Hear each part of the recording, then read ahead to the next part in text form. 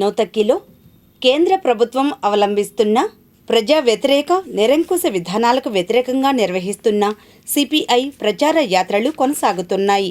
ఈ కార్యక్రమంలో సిపిఐ నియోజకవర్గ కార్యదర్శి చిన్ని తిరుపతయ్య, నాయకులు యార్లగడ్డ వెంకటేశ్వరరావు, మదీనా తదితరులు పాల్గొన్నారు.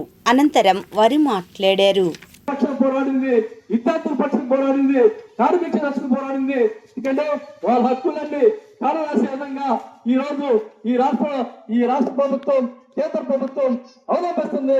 అందుకోసం మార్పు రావాలంటే ఈ ప్రభుత్వాల యొక్క విధానాలు మారాలి.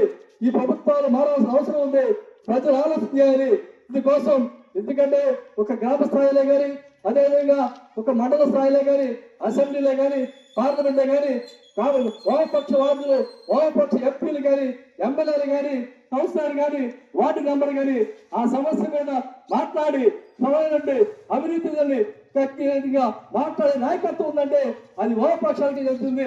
ఎందుకంటే మనం గమనిస్తే ఈ ప్రాంతంలో ఎమ్మెల్యేగా 2 పర్యాలు పోటీ చేసి గెలిచి ఈ ప్రాంత అభివృద్ధికి, మంగళగిరి అభివృద్ధికి ఎంతో పాటున్నటువంటి వామపక్ష ఎమ్మెల్యే దేవులపల్లి శిరీష్ గారు, అదేవిధంగా మంగళగిరిలో మున్సిపల్ చైర్మన్ గా, మున్సిపల్ వార్డు మెంబర్లుగా, మరి పంచాయతీ మెంబర్లుగా మరి వామపక్షవాదులు ఆ ప్రాంత అభివృద్ధికి విధంగా అవినీతి లేని పరిపాలన ఘనత మన వామపక్షాలు ఎక్కుతుంది.